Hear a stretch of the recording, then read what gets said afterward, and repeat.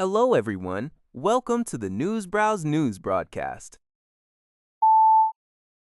According to a report by the Liberty Times, Cuba's national power grid collapsed entirely at midday on July 7, plunging approximately 10 million people, virtually the island's entire population, into darkness. The state-run union Electrica de Cuba, UN, announced that it is currently investigating the cause of the massive blackout. For months, Cuba has suffered from severe and prolonged blackouts, sometimes lasting for days, which have crippled daily life and business during the scorching Caribbean summer. This energy crisis is attributed to the country's aging electrical infrastructure and a tightening fuel shortage exacerbated by U.S. oil blockades. The communist-led Cuban government is facing unprecedented economic difficulties and immense public pressure, which have intensified under aggressive policies from U.S. President Donald Trump. Prior to the total collapse of the grid, nearly two-thirds of the nation was already experiencing power outages, further worsening the plight of Cuban citizens who are struggling to work and sleep.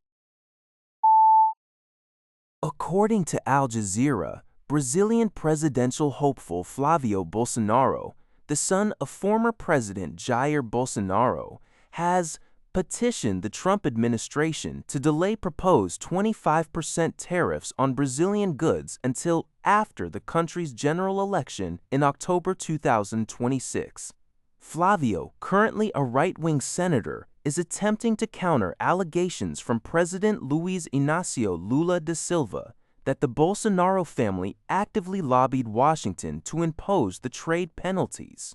The United States proposed the tariffs in June, citing environmental concerns like illegal deforestation and unfair electronic payment systems, catching Brasilia by surprise. President Lula has labeled Flavio's request for a delay a treason against the fatherland. In his submission to the U.S. Trade Representative, Flavio Bolsonaro argued that imposing the tariffs now would hand Lula's administration a political victory. He is requesting a 180-day delay to allow the political landscape to settle. However, U.S. Secretary of State Marco Rubio indicated that substantial differences remain between the two nations, leaving the July 15th decision deadline highly charged.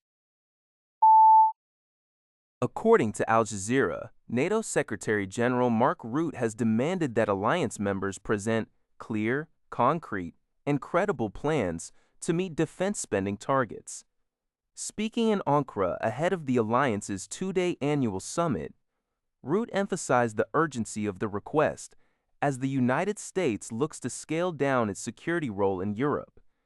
Last year, the 32 NATO nations agreed to invest 5% of their GDP on defense, split between direct defense budgets and infrastructure. However, some countries are still struggling to meet the previous 2% target. The Trump administration has warned of unspecified consequences for allies that fail to increase their spending immediately, with U.S. Ambassador Matthew Whitaker stressing that President Donald Trump expects prompt action.